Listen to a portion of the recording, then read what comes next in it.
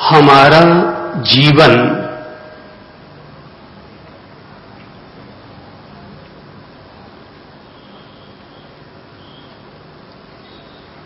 हमारे लिए जहां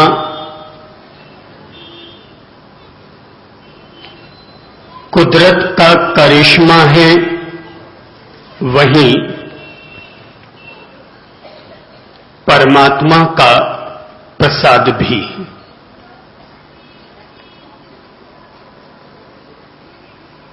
न जाने कितने जन्मों के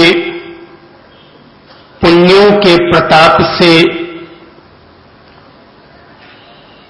मानव जीवन का पुष्प खिलता है।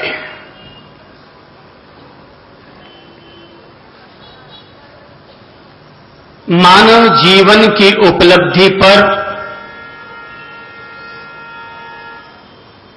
परम पिता परमेश्वर के प्रति शुक्रगुजारी का भाव पैदा होता है कि हे प्रभु, दुनिया के अनगिनत प्राणियों में तुमने हमें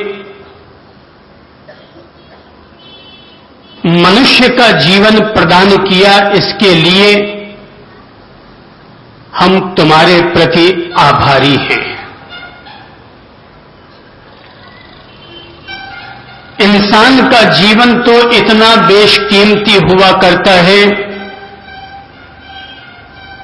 कि उसके सामने पृथ्वी भर की सारी संपदाएं तुच्छ और नगण्य नजर आती हैं। इंसान के पास अगर जीवन है तो जीवन की सारी संपत्तियों और समृद्धियों का अर्थ है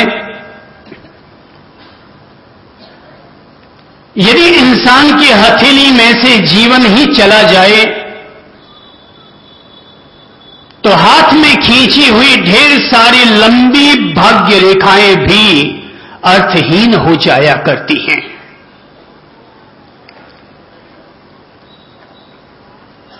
इंसान का जीवन तो किसी तीर्थ यात्रा के समान हुआ करता है। साधारण बुद्धि वाले लोगों के लिए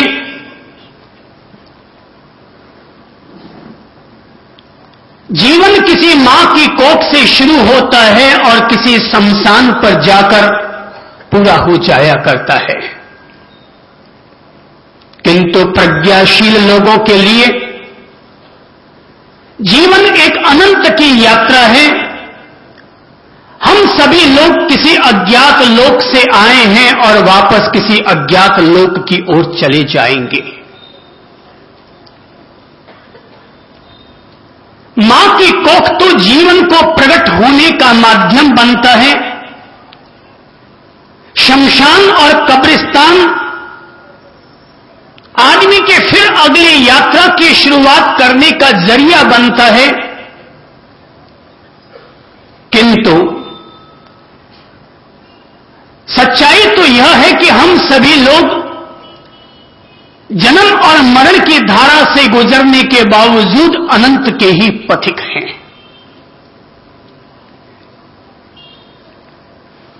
दुनिया में कुछ लोग ऐसे होते हैं जो कि अंधकार में जन्म लेते हैं और वापस अंधकार में ही समा जाया करते हैं। कुछ लोग ऐसे होते हैं जो कि जन्म तो अंधकार में लेते हैं लेकिन प्रकाश की ओर गति कर जाया करते हैं। तीसरी किस्म के लोग ऐसे होते हैं जो कि प्रकाश में जन्म लेते हैं लेकिन अंधकार में चले जाया करते हैं। और चौथी किस्म के लोग वे होते हैं जो कि प्रकाश में ही जन्म लेते हैं और वापस प्रकाश की तरफ ही चले जाया करते हैं। हम में से कई लोग ऐसे होंगे जो कि अंधकार में पैदा हुए होंगे और कुछ लोग ऐसे होंगे जो कि प्रकाश में जन्मे होंगे। आदमी का जन्म यदि अंधकार में हुआ या प्रकाश में, जन्म के आधार पर जीवन के निर्णय नहीं होते। जीवन के निर्णय तो इस बात पर हुआ करते हैं कि अंधकार और प्रकाश में जन्म लेने के बावजूद हमने अपने जीवन की गति को वापस अंधकार के रास्ते दिए हैं या प्रकाश के रास्ते। समझदार और प्रज्ञाशील लोग अपने जीवन को प्रकाश पथ का अनुयायी बनाते हैं, अर्थात वे अपने वर्तमान जीवन के लिए भी पुण्य पथ का अनुसरण करते हैं और अपने भावी जीवन के लिए भी पुण्य पथ का ही अनुगमन करते हैं। इंसान का जीवन मूल्यवान है, हर हालत में जीवन मूल्यवान है। इंसान के जीवन में जीवन के गीत गाए जाने चाहिए। मैं स्वर्ग का संदेश जरूर देता हूं, लेकिन किसी आसमान में बने हुए स्वर्ग का संदेश नहीं देता, वरन अपने ही जीवन को स्वर्ग में बनाने का संदेश देता हूं। आज की तारीख में जरूरत ही इस बात की है कि व्यक्ति जीवन के गीत गाए, जीवन की कविताएं लिखे, जीवन के काव्य और जीवन का इतिहास लिखे। किसी मंदिर में बैठकर केवल ईश्वर के नाम का यशोगान न करता फिरे, वरन अपने ही जीवन को वो मुरलिया बना ले कि जिधर से भी गुजरे उधर से संगीत का आनंद निकलने लगे। यदि आदमी अपने जीवन में से संगीत को पैदा नहीं कर सकता, तो जीवन केवल शमशान का मरघट का मुसाफिर बन जाएगा। जीवन में संगीत पैदा होना चाहिए, आनंद पैदा होना चाहिए, संवेदनशीलता पैदा होनी चाहिए। प्यार के गीत गाओ, मोहब्बत के मीनारे खड़ी करो,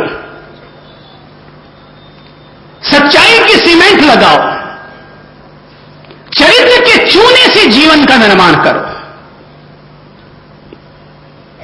हर हालत में आदमी के जीवन में जीवन के गीत गाए जाने चाहिए, चाहे जीवन के अंतिम सांस तक, कि अगर अंतिम सांस भी है तब भी हमारे द्वारा जीवन के ही गीत गाए जाने चाहिए। अंतिम सांस हो तब भी उस अंतिम सांस में भी कभी मौत को मत देखना, अंतिम सांस में भी जीवन का आनंद लेना। मौत जीवन का उपसंहार है, लेकिन जीवन के अंतिम सांस तक आदमी के द्वारा जीवन के ही प्रबंध होने चाहिए। जीवन में हर हालत में जीवन की ही संभावना तलाशिए। मरना मजबूरी है, मरने के लिए नहीं जी रहे, मरना मजबूरी है, जीवन को जीना वरदान है। एक अध्यापक के पास छात्र पहुंचे थे ज्ञानार्जन करने के लिए, तो अध्यापक ने, टीचर ने अपने सारे छात्रों और विद्यार्थियों को एकत्रित करके अपने सामने बैठाया और कहा कि जरा एक बाल्टी लेकर आओ। बाल्टी लाकर रख दी गई। बोले अब इसमें पत्थर डालो, पत्थरों से बाल्टी को पूरी भर डालो। पूरी बाल्टी भर दी गई। कहा गया क्या इसमें और पत्थर आ सकते हैं? विद्यार्थियों ने कहा सर पूरी बाल्टी भर चुकी, अब इसमें एक भी पत्थर नहीं आएगा। गुरुजी ने कहा संभावना अभी और है, अब तुम छोटे छोटे पत्थर लेकर आओ और देखो वे इसमें आते हैं क्या। तो छोटे छोटे पत्थर लाए गए, वे भी उसमें डाल दिए गए, थोड़े से पत्थर और आ गए। गुरुजी ने पूछा क्या अब ये बाल्टी पूरी भर गई? बोले हां सर पूरी भर चुकी है। बोले अब छोटे छोटे कंकर उठाकर लाओ। वे कंकर भी डाल दिए गए। बाल्टी में अभी और गुंजाइश थी, बाल्टी में कंकर भी डाले गए और अभी तक एक मग्गा कंकर उसमें चले आए। गुरुजी ने पूछा अब तो गुंजाइश है कि नहीं? बोले गुरुजी अब तो इसमें बिल्कुल भी गुंजाइश नहीं। बोले एक काम करो, मुझे अभी भी गुंजाइश लग रही है, एक काम करो पास में जो बालू रेत पड़ी है वो एक मग्गा दो मग्गा उठाकर ले आओ और वो भी इसमें डाल दो। वो भी डाल दी गई। बाल्टी हिली, सारी की सारी माटी नीचे चली गई, पूरी बाल्टी फिर भर दी गई है। गुरुजी ने पूछा, अब तो बाल्टी भर गई? बोले हाँ गुरुदेव, अब तो बाल्टी भर गई, अब इसमें बिल्कुल भी गुंजाइश नहीं बची। गुरुजी ने कहा, पास में जाओ, 2 मग्गे पानी लेकर के आओ, इसमें डाल दो।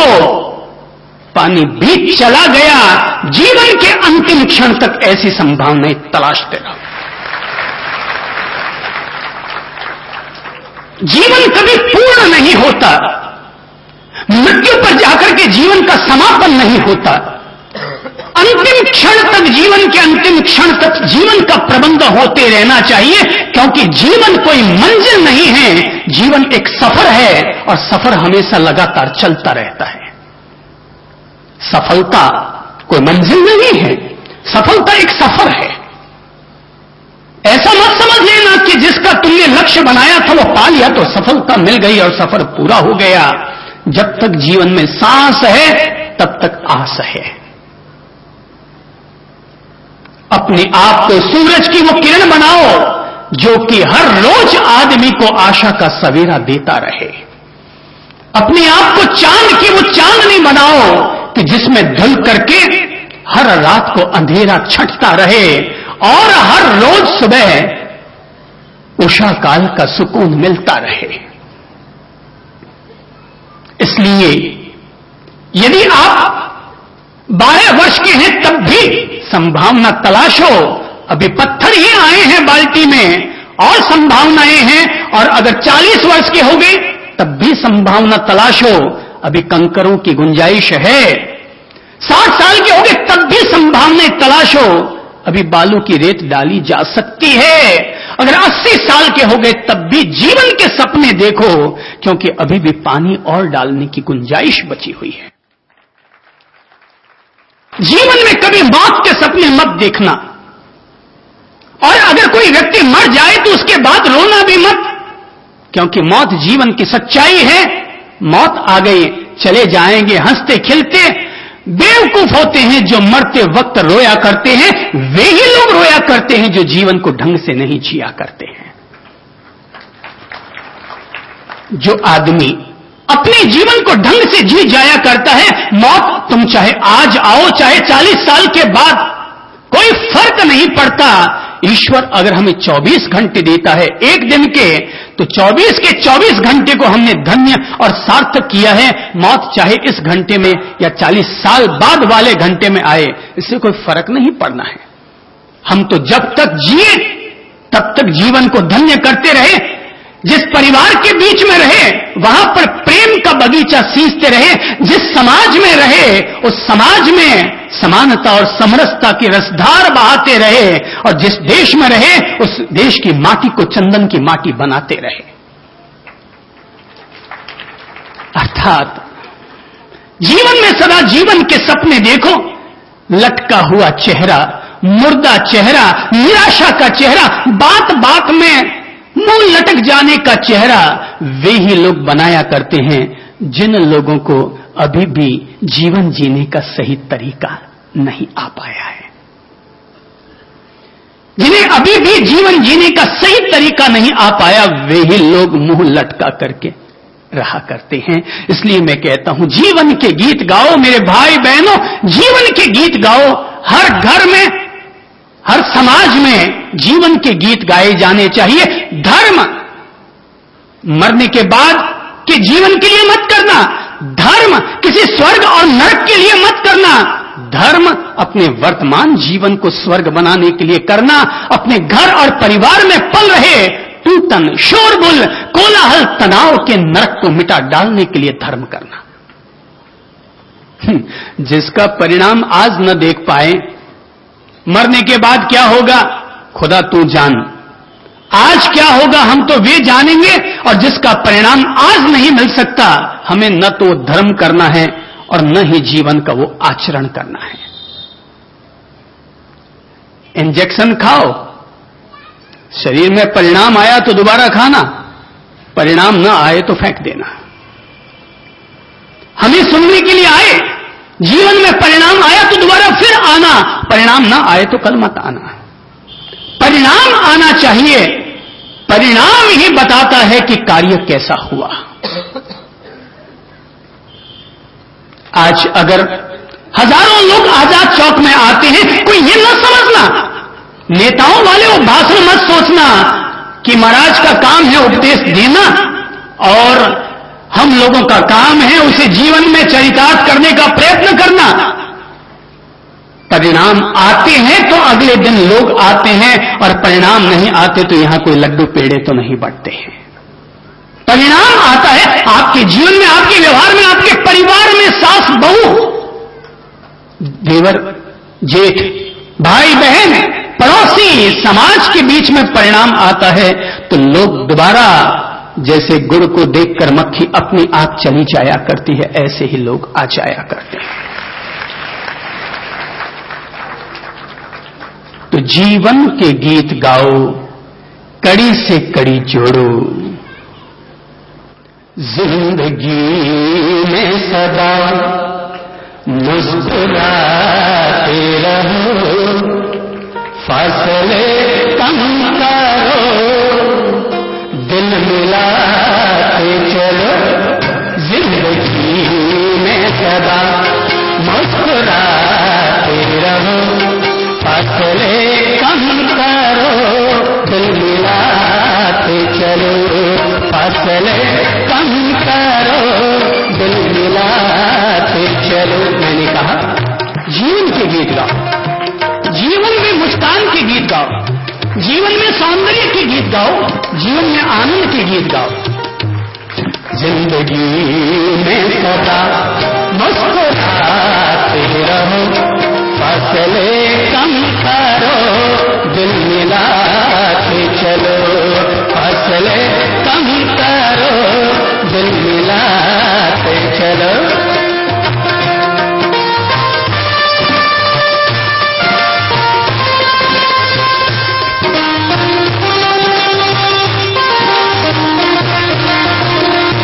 दर्द के साथी हो आँख नन्ना करो, दर्द के साथी हो आँख नन्ना करो, रात काली सही कोई गम ना करो, रात काली सही कोई गम ना करो। एक सितारा बनो, एक सितारा बनो, जगमगाते रहो, फासले कम करो, दिल मिलाते चलो, फासले कम करो, दिल मिलाते चलो। जिंदगी में सदा मुस्कुराते रहो, फासले कम करो, फासले कम करो, दिल मिलाते चलो। जिंदगी में खूब आनंद लो। ये जो हाथ है ना, आदमी हाथों को केवल दो ही काम करता है, या तो सिर पर हाथ धर के रोता है, और या फिर हाथ पर हाथ धरे बैठा रहता है।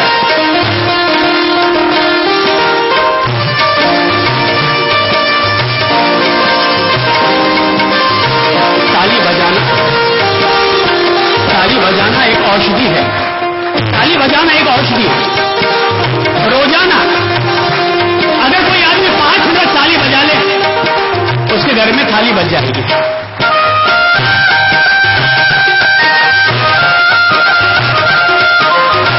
और अगर कवारे हैं, क्या हो जाएगा? हाथ पीले हो जाएंगे। जिंदगी का आनंद होना चाहिए।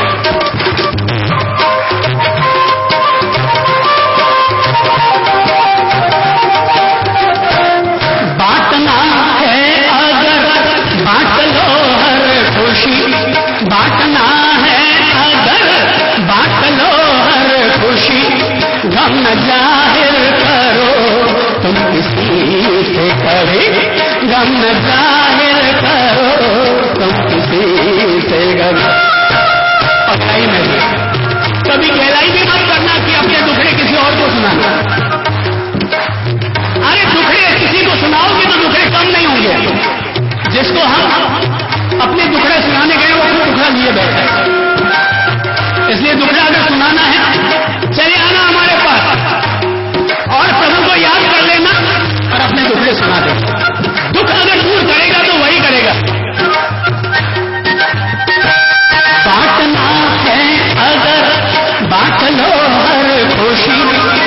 न जाहिर करो तुम किसी से कभी। हाँ बांटना है अगर बांट लो हर खुशी।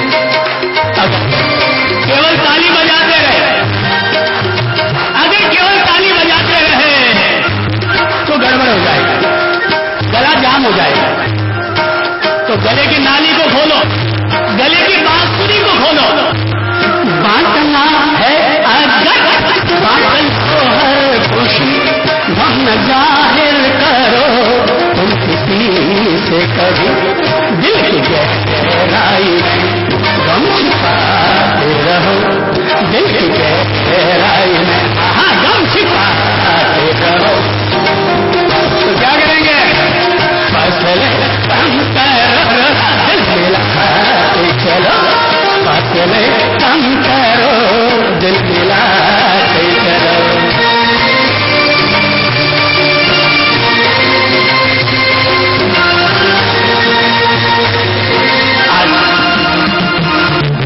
आज दुनिया में धर्म तो खूब है, मगर सारे धर्म नीरस हो गए। इसलिए हम सारे धर्मों के पांव में घुंघरू बांध दो, सारे धर्मों के पांव में घुंघरू बांध दो, सारे पंथों के धर्म में घुंघरू बांध दो। अब तक तो पांव में बेड़ियां बनी हुई, हाथों में हथकड़ियां बनी, उनको हटाओ और ले लो मजा, ले लो मजा। जिंदगी के अंतिम सांस तक मजा लेंगे।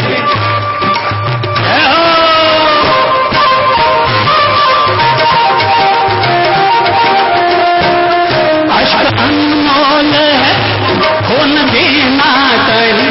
ये जो आंसू हमारे आंसू बड़े बेशकीमती हैं, ये इनको ऐसे वैसे मत बहाओ कि पति ने लोटान सुना दी और तुम रोने लगे।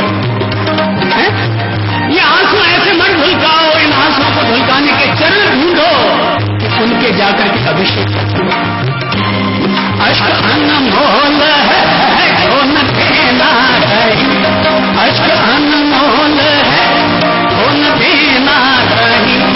इसकी हर बूंद है मोतियों की लड़ी, इसकी हर बूंद है मोतियों की लड़ी। इसको हर आंख से तुम चुराते रहो, इसको हर आंख से तुम चुराते रहो। फसले कम करो, दिल मिलाते चलो, फसले कम करो, दिल मिलाते चलो। जिंदगी में सदा मुस्कुराते रहो, फसले कम करो, दिल मिलाते चलो, फसले कम करो, दिल मिलाते चलो, फसले कम करो, दिल मिलाते चलो।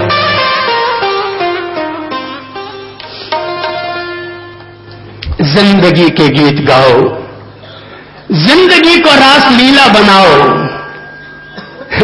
जो लोग अपने जीवन को तीर्थ नहीं बना पाते वे वृंदावन जाते हैं, और जो लोग अपने ही जीवन को वृंदावन बना लेते हैं उनके लिए तो आजाद चौक में ही वृंदावन साकार हो जाता है।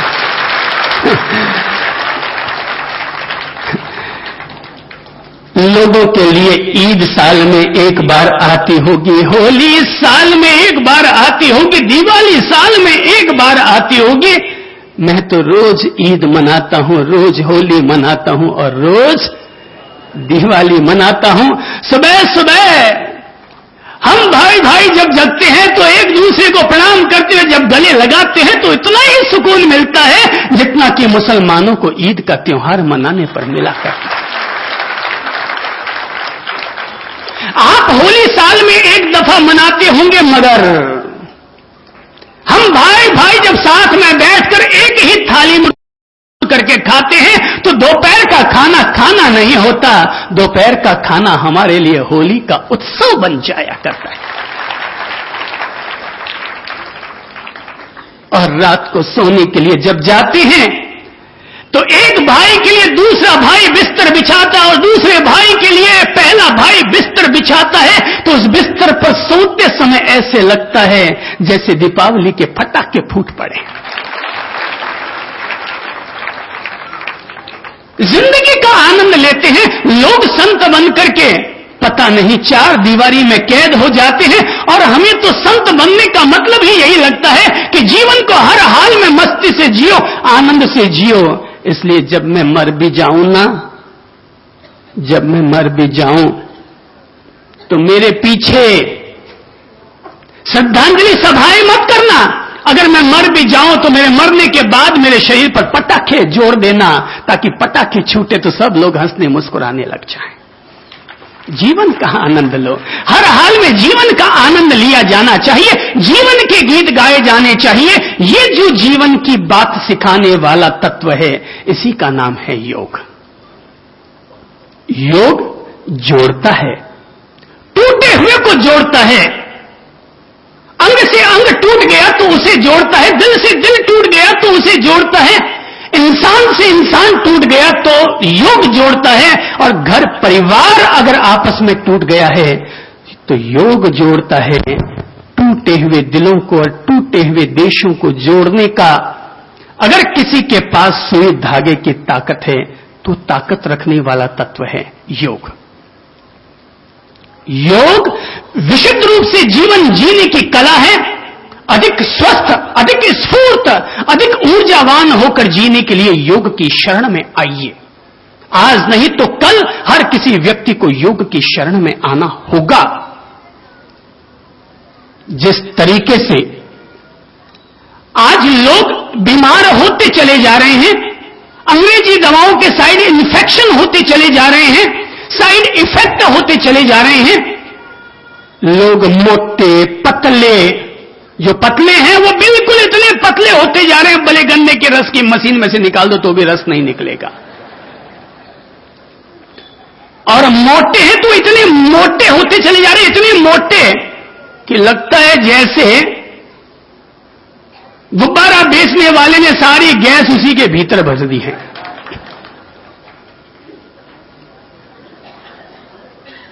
जिस तरीके से रोग बढ़ते चले जा रहे हैं, नई जीवन शैली आई है तो नए रोग भी पनप रहे हैं।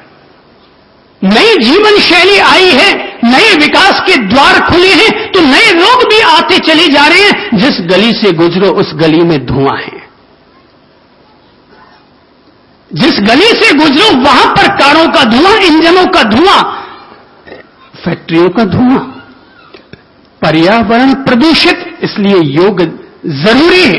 विचारों का प्रदूषण, इसलिए योग जरूरी है। आदमी बीमार, इसलिए योग जरूरी है।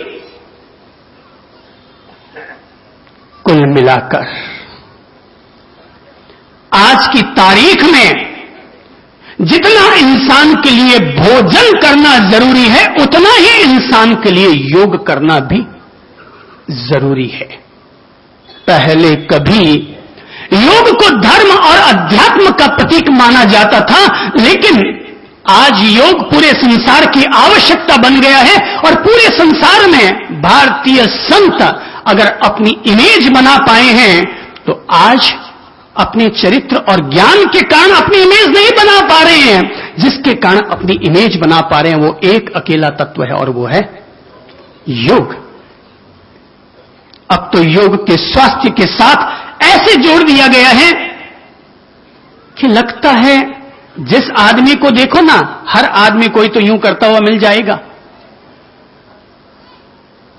योग का भूत सवार हो गया है लोगों पर, और हर आदमी कोई यूं करता है, कोई क्यों करता है, कैसे न कैसे करता रहता है। पहले भी आदमी जब खाली बैठा रहता था ना, तो और कुछ नहीं तो अपनी टांगों को ऊंचा नीचा करने लग जाता था। योग करना है, ये भी योग करना है। पहला योग तो यही करना भाई कि अगर घर में बिखरे हुए साजो सामान हैं तो सुबह उठ करके अपने घर को साफ सुथरा कर देना, यह भी अपने आप में एक योग है।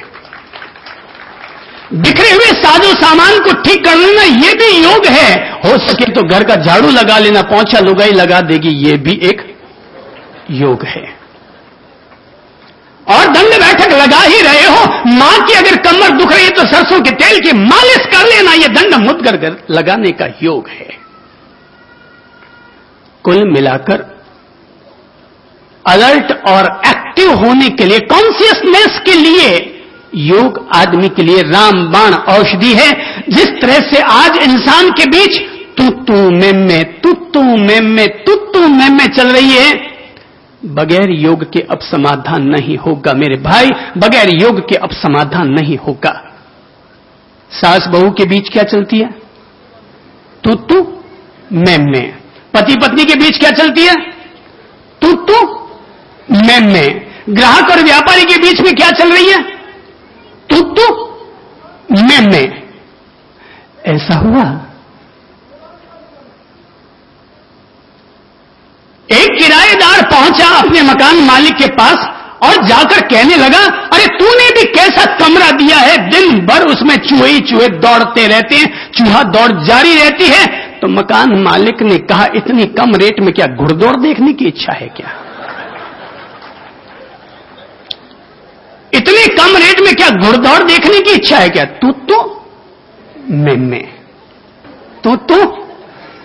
मैं। ऐसा वो सास और बहू आपस में बातचीत कर रहे थे। बहू ने कहा, सासू जी आप इतनी फटी पुरानी साड़ियां पहनकर बाजार में जाते हैं, अच्छा नहीं लगता।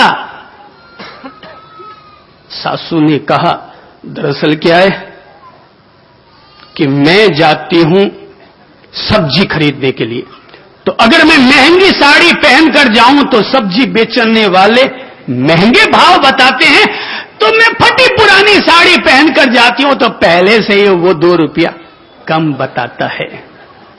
बहू ने कहा, मम्मी जी अगर इतना ही रेट कम करवाने की इच्छा हो तो कल से जाते समय ये एल्यूमिनियम का टोकरा भी साथ लेते जाया करें, आपको बिल्कुल फ्री में सब्जियां मिल जाएगी।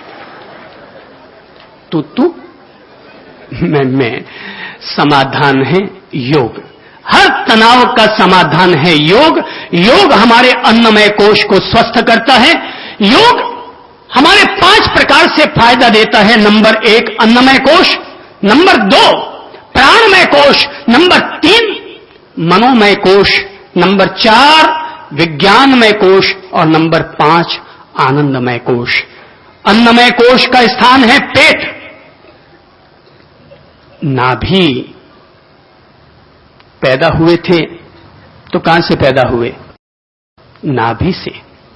मां के गर्भ से हमारी क्या चीज जुड़ी हुई थी? नाभि। इंसान के मुंह तो एक है, लेकिन जब हम मां की कोख में होते हैं तो हमारा मुंह हमारी नाभि होता है। इसलिए नाभि प्रदेश अपने आप में छिपा हुआ मुंह है जीवन के निर्माण का। तो अन्न का आधार है पेट, प्राण का आधार है, प्राणमय कोश है हमारा हृदय। तो हृदय से लेकर के कंठ प्रदेश तक का सारा भाग प्राणमय कोश है। ऊपर चढ़ते हैं, हमारे मस्तक का निचला हिस्सा मन का हिस्सा है और वो है मनोमय कोश। मन के ऊपर का धरातल है वो है विज्ञानमय कोश, अर्थात हमारे बुद्धि का धरातल, और उससे ठेठ ऊपर का कोश है और वो है आनंदमय कोश, जिसे कि योग की भाषा में सहस्रार कहते हैं।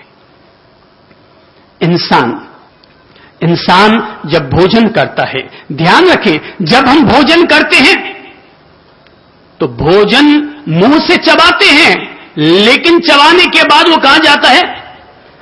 पेट की टंकी में जाकर के गिर जाता है और 3 घंटे तक वो उसी पेट की टंकी में पड़ा हुआ रहता है। 3 घंटे के बाद चौथा घंटा जब शुरू होता है तो भोजन की पाचन प्रक्रिया शुरू होती है और हमारे शरीर में रहने वाला एंजाइम एसिड तब वो उस भोजन में मिलता है, भोजन का क्रीम बनता है। बाजार में जो आप अचार लेके आते हैं ना, वो अचार इतना गला हुआ कैसे होता है? अचार में 2 बूंद एसिड डाल दी जाती है। 2 बूंद एसिड डालते ही पूरा अचार अगले दिन में ही कैरियां गला करके तैयार हो जाती है। हमने जो खाया है, किसी ने कड़क पापड़ खाया होगा, किसी ने कड़क खाकरा खाया होगा, किसी ने कचौली समोसे का कचरा खाया होगा। कुल मिलाकर ये जो पेट है ना, ऐसे तो अगर आप मिर्चियां खा लो, आंख में थोड़ी सी मिर्ची डाल दो तो आंख जलने लग जाएगी, पर पेट में डाल दो तो हजम कर जाएगा, क्योंकि ऐसे अम्लीय तत्व, ऐसे एसिड और एंजाइम हमारे शरीर में बनते रहते हैं और उसमें से स्राव होता है, भोजन क्रीम बनता है। धीरे धीरे वही भोजन 4 घंटा रहने के बाद बड़ी आंत से छोटी आंत की तरफ उतरता है।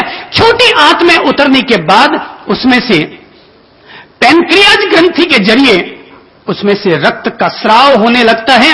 वही रक्त बनकर के हमारे शरीर में फैलने लगता है। उसी रक्त का और जो ताकतवर रूप होता है वो हमारा मांस बन जाता है। मांस का ताकतवर रूप बचकर के मज्जा बन जाता है। मज्जे का जो ताकतवर रूप होता है वो हड्डी को ताकत देता है और उसका भी जो ताकतवर रूप बन जाता है वो हमारा वीर्य या रज बन जाया करता है। ये शरीर की एक व्यवस्था है। पेट की व्यवस्था योग करने से सारी व्यवस्था दुरुस्त होती है। हृदय की व्यवस्था प्राणायाम करने से, क्रिया योग करने से व्यक्ति के हृदय की सारी व्यवस्थाएं दुरुस्त हो जाती हैं। आदमी का हृदय 1 मिनट में 70 बार धड़कता है। आदमी का हृदय 1 मिनट में 70 से 72 बार धड़कता है। यह हमारा हार्ट, यह पंपिंग स्टेशन 1 मिनट में 5 लीटर रक्त की शुद्धि करता है। कितनी? 5 लीटर रक्त केवल 1 मिनट में 5 लीटर रक्त की यह शुद्धि कर देता है। यह हमारा हम पंपिंग स्टेशन इतना जबरदस्त है। प्राणायाम, योग हमारे इस पंपिंग स्टेशन को और हमारे फेफड़ों को मजबूत करता है। कंठ के बंद छिद्रों को खोलता है। हमारी जो श्वसन तंत्र है हमारा, उसके इर्द गिर्द में हजारों हजार छोटे छोटे अंगूर होते हैं जो कि हमारे श्वास लेने के कारण फूलते हैं, वापस सांस छोड़ते हैं, सिकुड़ते हैं। ये पंपिंग होते हैं, हार्ट को बल मिलता है और फिर हार्ट के द्वारा सारे शरीर की व्यवस्था चलती है। तो एक प्राणायाम करने से, क्रिया योग संपादित करने से व्यक्ति का सारा ये फेफड़ों का श्वसन तंत्र सब कुछ परफेक्ट होता है, स्वस्थ होता है। आदमी 1 मिनट में 15 सांस लेता है, पर अगर हम सांस की गति को थोड़ा सा गहरा कर लें तो आदमी 1 मिनट में 12 और 10 सांस लेने लग जाएगा। अगर जागरूकता पूर्वक लेनी शुरू कर दे तो 1 मिनट में 4 से 5 सांस चलने लग जाएगी। हाथी 1 मिनट में 7 सांस लेता है। कछुआ 1 मिनट में 10 सांस लेता है। इंसान 1 मिनट में 15 सांस लेता है, मगर कुत्ता 1 मिनट में 32 सांस लेता है। इसलिए कुत्ते की उम्र 10 साल, इंसान की उम्र 80 साल, हाथी की उम्र 100 साल। सुधार ले वापस, कछुआ 1 मिनट में 5 सांस लेता है, इसलिए कछुए की उम्र 300 से 400 साल की होती है। सांस जितनी धीमी और गहरी चलेगी आदमी के लिए उतना ही फायदेमंद। 15 मिनट का अगर व्यक्ति प्रयोग कर लेता है, रोजाना 1 घंटा रोजाना अपने आप के लिए दीजिए। हर सुबह अपना कायाकल्प कीजिए 15 मिनट योग के लिए, 15 मिनट प्राणायाम के लिए, 15 मिनट ध्यान के लिए और 15 मिनट प्रार्थना के लिए। ये 4 चीज जो व्यक्ति प्रतिदिन संपादित करता है, केवल 1 घंटा अपने लिए देता है, वो तन से भी स्वस्थ रहेगा, मन से भी स्वस्थ रहेगा, दिल से भी स्वस्थ रहेगा, भावनाएं भी उसकी निर्मल और पवित्र रहेगी। जीवन जीने का आनंद उसका कुछ अनेरा होगा। रोज कितना? 1 घंटा। व्यापार के लिए 10 घंटा देते हैं, भोजन के लिए 3 घंटा देते हैं, रात को सोने के लिए 8 घंटा देते हैं। मैं आपके संपूर्ण जीवन की चिकित्सा और उपचार के लिए केवल 1 घंटा देने की सलाह देता हूं। 15 मिनट क्या करना चाहिए? योग अगले 15 मिनट में, प्राणायाम अगले 15 मिनट में, ध्यान और अगले 15 मिनट में प्रार्थना। यदि आप 1 घंटा ये देते हैं, स्मरण शक्ति ठीक रहेगी, आंखों की दृष्टि ताकतवर रहेगी, दिल की धड़कन मजबूत रहेगी, पाचन क्रिया स्वस्थ रहेगी, शरीर के घुटनों में कभी दर्द ना होगा, मोटापा कभी भी आपको परेशान ना करेगा। भले ही आप पतले रहें या मोटे रहें, मगर आप स्वस्थ, प्रसन्न और हंसमुख सदा बने हुए रहेंगे। आइए हम लोग थोड़ा सा प्रैक्टिकल रूप में अब योग को देख लेते हैं, समझ लेते हैं, करने की कोशिश करते हैं। पहले तो मैं नंबर 1, जिनके घुटनों में दर्द ज्यादा है वे दिन में 3 दफा 10-10 बार एक काम करें, कुर्सी पर बैठ जाएं। सबसे पहले तो पंजों को नीचे ऊपर 10 दफा अपने पंजों को ऊपर नीचे कीजिए और उसके बाद घुटने के लेवल तक पांव को ऊपर उठाइए, रोकिए, नीचे रखिए, फिर दोबारा ऊपर उठाइए, रोकिए, वापस नीचे कर दीजिए, तीसरी बार फिर उठाइए, ऊपर नीचे कर दीजिए। 10 बार इस क्रिया को एक दफा में दोहराएं, दिन में 3 दफा दोहराएं। आपको 27 दिन में गारंटेड इसका फायदा होगा। हो सकता है योग किसी भी रोग को पूरी तरह न मिटा पाए, लेकिन रोग को पूरी तरह नियंत्रण में तो आपके ला ही देगा। नंबर 2, जिनके घुटनों में दर्द ज्यादा नहीं है लेकिन हल्का फुल्का दर्द रहता है, दर्द की शुरुआत है, वे व्यक्ति सो जाएं और सोने के बाद अगर आप नियमित रूप से अभ्यास करेंगे, मेरा दावा है कभी आपके घुटनों में दर्द नहीं होगा। सीधे पांव को 1 फुट जितना ऊपर उठाएं, रुकें, मन में 10 की गिनती करें, धीमे धीमे वापस नीचे, ऐसे ही उल्टे पांव को ऊपर करें, 10 की गिनती तक ऊपर रोके रखें। देखो नाड़ियों में खिंचाव आ रहा है, मांसपेशियां मजबूत हो रही है, घुटनों के दर्द में कसावट आती जा रही है। योग का काम यह तनाव के द्वारा तनाव को दूर करना, खिंचाव के द्वारा भीतर में जमे हुए खिंचाव को दूर करना, यही योग का काम है। वापस नीचे, इस तरीके से 2 पांव की क्रिया। अगर लगता है आपके पांव स्वस्थ हैं तो फिर आप दोनों पांवों को एक साथ ऊपर उठाएं, 1 फुट जितना ऊपर रखें, 10 की गिनती तक रोकें और वापस नीचे ले जाएं। चूंकि आजाद चौक छोटा है, मुझे लगता है कभी यह क्रिया करवानी होती स्टेडियम में करवाना पड़ेगा ताकि आप सब लोग ये योग क्रियाएं संपादित कर सकें। ये तो हुआ घुटनों के दर्द का व्यायाम। दिन में 3 दफा कीजिए। खाना खाने के बाद या पहले 3 घंटे तक, खाना खाने के बाद 3 घंटे तक योग नहीं करना चाहिए। इसके अलावा आप कभी भी कर सकते हैं। राजा रानी आसन और कमर की पीठ, कमर, नीचे के मेरुदंड, नीचे के मणिये, इनमें किसी भी तरह की अगर कोई भी तकलीफ है, आप 27 दिन तक कीजिए। मैं तो कहूंगा 7 दिन तक करके देख लीजिए, आपको फायदा होने लग जाएगा बगैर डॉक्टर की दवा लिए। राजा रानी आसन, दोनों पांवों को हम भीतर में इकट्ठा करेंगे, दोनों पंजों को हमने बैठक प्रदेश के पास हम लेकर आए, पंजों को हमने जमीन पर सटा दिया, दोनों हाथों को हमने पंखों की तरह खोल दिया। जिस तरीके से कपड़े को निचोड़ते हैं वही मेथड है कि जैसे कपड़े को निचोड़ो तो पानी निचुड़ जाता है, वैसे अगर कमर को निचोड़ो तो दर्द निकल जाता है। उसी मेथड के आधार पर यह प्रक्रिया डेवलप की गई है कि दोनों घुटनों को लेफ्ट साइड में और गर्दन राइट साइड में। कपड़ा आप कैसे निचोड़ते? एंटी। कपड़ा कैसे निचोड़ते? एंटी, अर्थात यूं और यूं। वापस पोजीशन चेंज, गर्दन को राइट साइड में, गर्दन को लेफ्ट साइड में और घुटनों को राइट साइड में। इस तरह से ये 10 बार ये क्रिया की जाए।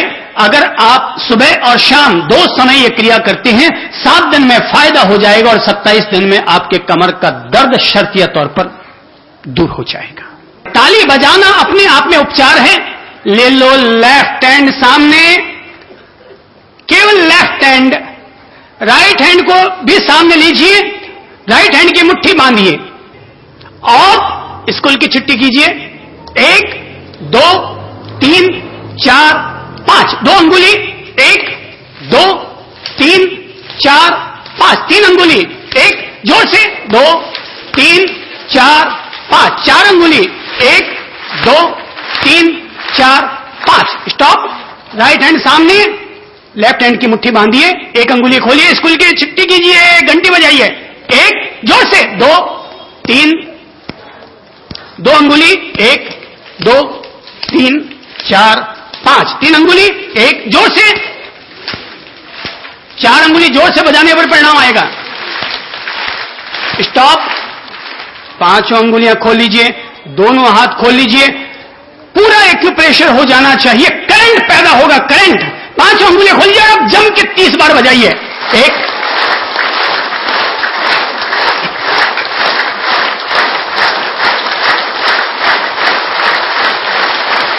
2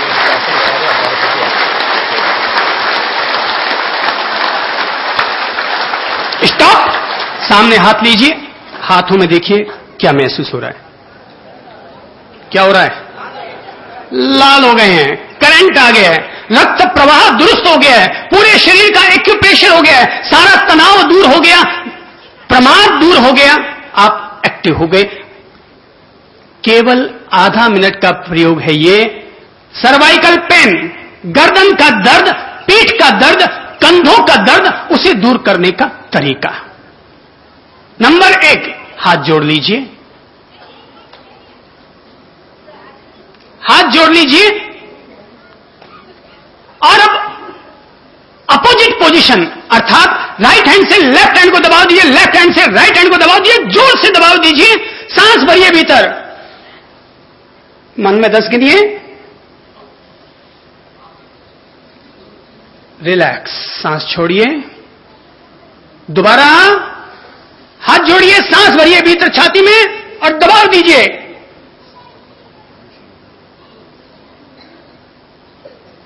रिलैक्स, सांस छोड़िए, तीसरी बार सांस भरिए भीतर, छाती में रोकिए, दबाव दीजिए हाथों में,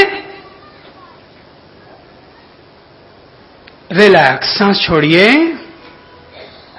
अगर किसी के दर्द है वो केवल 1.5 मिनट में अपना ये परिणाम देखे, चमत्कार देखे। हाथों को अंगुलियों में अंगुलियों का अंकुरिया बना लीजिए, लेफ्ट हैंड में, लेफ्ट हैंड की अंगुलियों में राइट हैंड की अंगुलियों को अकड़ा दीजिए अंकुरियों की तरह, और अब खिंचाव दीजिए, सांस भरिए भीतर,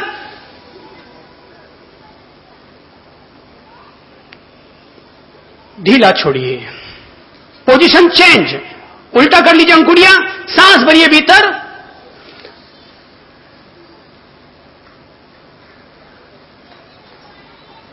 रिलैक्स, पोजीशन चेंज, सांस भरिए भीतर,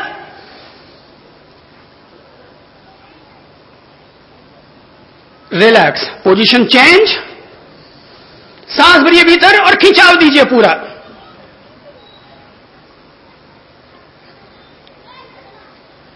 रिलैक्स, पीछे हाथ रख दीजिए। ये तीनों व्यायाम, ये तीनों ही व्यायाम सर्वाइकल पेन को दूर करने के लिए, गर्दन को मजबूत करने के लिए, पृष्ठ मस्तिष्क को, हां जी, पीछे ले लीजिए, माथे, पृष्ठ मस्तिष्क बिल्कुल माथे के पीछे रख लीजिए, सांस भरिए भीतर और माथे को पीछे ले जाइए और हम हाथों को आगे की तरफ कीजिए, अर्थात दबाव दीजिए, रिलैक्स, सांस छोड़िए, दोबारा सांस भरिए, हाथों को माथे के पीछे रखिए, गर्दन सीधी रखिए, गर्दन से पीछे दबाव दीजिए, माथे को पीछे दीजिए दबाव और हाथों से आगे रखिए, रिलैक्स, तीसरी बार हाथों को माथे के पीछे रखिए, सांस भरिए, अंदर रोकिए और दबाव दीजिए हाथों से माथे को, माथा झुकना नहीं चाहिए,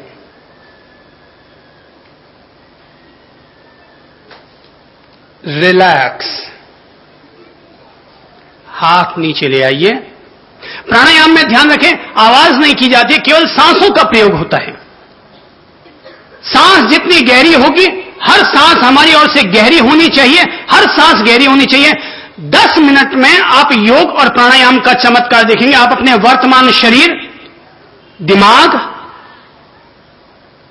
दिल, इनकी तनावपूर्ण स्थितियों को खुद ही समझ लें और मात्र 10 मिनट के बाद आप देखें किस तरह से आप अपनी नेगेटिविटी से उबर चुके हैं, पॉजिटिविटी का संचार हो चुका है, नकारात्मक ऊर्जा शरीर से घटी है और सकारात्मक ऊर्जा शरीर में प्लस हो चुकी है। मात्र 15 मिनट का यह प्रयोग है और 15 मिनट का प्रयोग ही आपके शरीर को, दिमाग को, मन को इतना स्वस्थ और तरोताजा कर देगा कि 15 मिनट बाद आप देखेंगे, हां, कुछ हल्का हुआ, कुछ आनंदित हुआ, कुछ प्रफुल्लित हुआ, दिमाग के सारे टेंशन दूर हो गए। अपने आप को सीधी कमर, दोनों हाथों को घुटनों पर रख लें, अंगूठे का जो पहली लाइन है, पहला पौर, उस पर पहली अंगुली का अग्रभाग टच टच कर लें, अर्थात ज्ञान मुद्रा, चैतन्य मुद्रा। ध्यान रखें आप दिन भर में, खास तौर पर छात्र लोग हमेशा अपने अंगूठे के पहले पौर पर अपनी पहली अंगुली टच रख करके चलने फिरने घूमने की आदत डालें। यह ज्ञान मुद्रा, चैतन्य मुद्रा है। ऐसा करने से आपके भीतर अपने आप ही ज्ञान की कोशिकाएं एक्टिव रहेगी। अर्थात अंगूठे का यह जो पहली लाइन है, इस पहली लाइन पर पहले पौर पर पहली अंगुली का अग्रभाग टच और यह हल्का सा दबाव, ये ज्ञान मुद्रा है। बच्चों के भीतर आदत होनी चाहिए ज्ञान के विकास के लिए। मैं बता दूं, हमारे जीवन में भी ये आदत है और इसीलिए हम लोग ज्ञान में 2% आगे बढ़ गए हैं। अंगूठे के पहले पौर पर ये टच, चश्मा जिनके पहना हुआ है वो उतार करके जेब में रख लें। बॉडी बिल्कुल हल्की फुल्की होनी चाहिए। 27 दफा। अब केवल सांस को लेना नहीं है, केवल बाहर फेंकना है। और ये हम कर रहे हैं पेट की दूषित वायु को बाहर निकालने के लिए। तो पेट से सांस को फेंकेंगे, लेना नहीं, लेने काम अपने आप होगा। अपना काम है केवल बाहर फेंकना।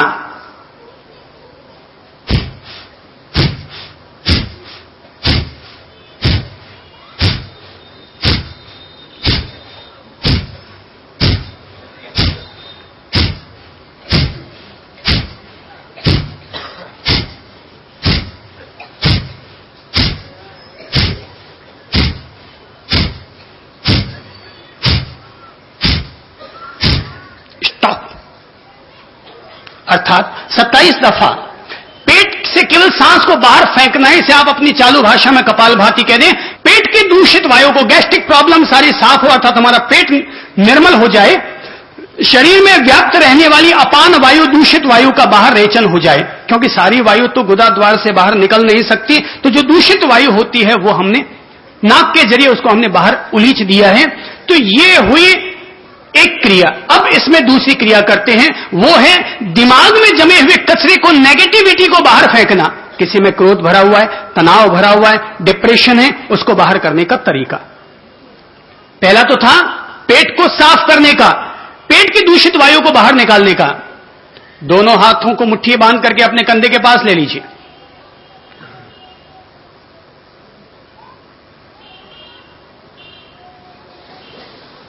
और अब करना यह होगा, इसमें दिमाग की ब्रेन वॉशिंग कर रहे हैं। केवल 10 बार में ही ब्रेन वॉशिंग हो जाए। केवल 10 बार का यह आवृत्ति होगी, उसमें आप देखेंगे आपकी ब्रेन वॉशिंग हुई कि नहीं।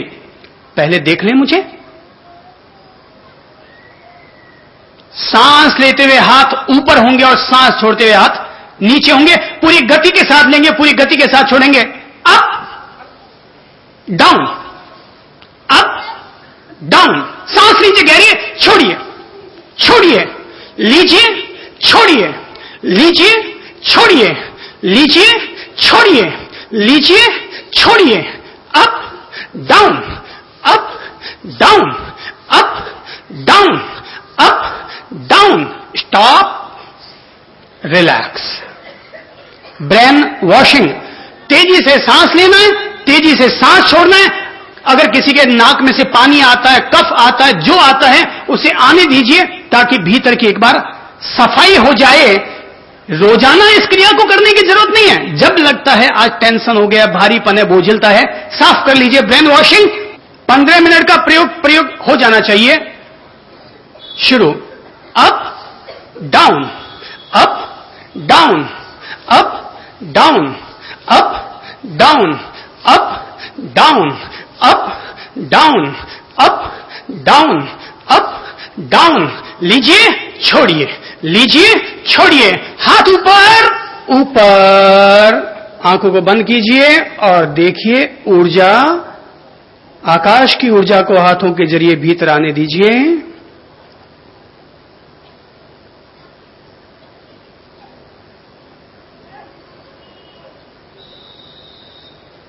डाउन। Relax, body relax.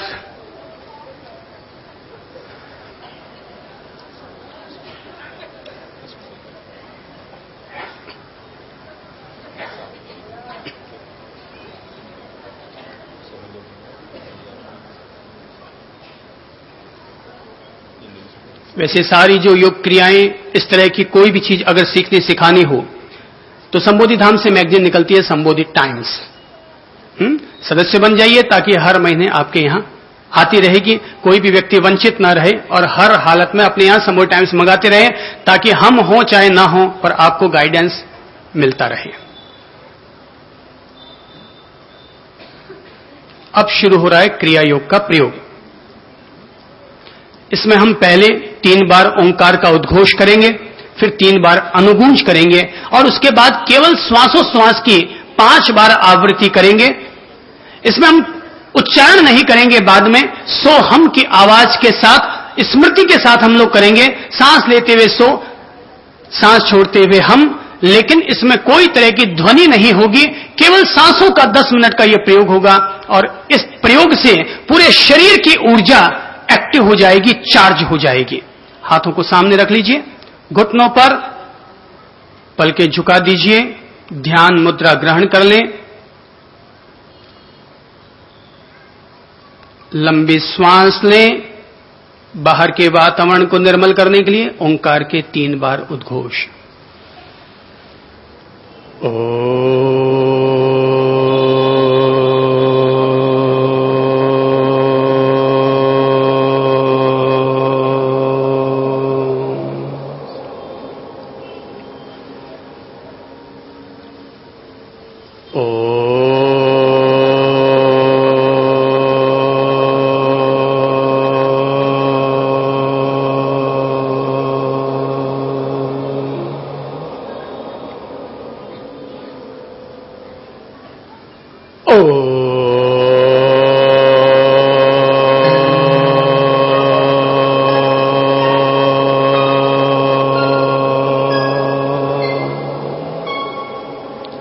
होंठ बंद, जीभ स्थिर, केवल दिमाग में, मस्तिष्क में ओंकार के 3 दफा वाइब्रेशन।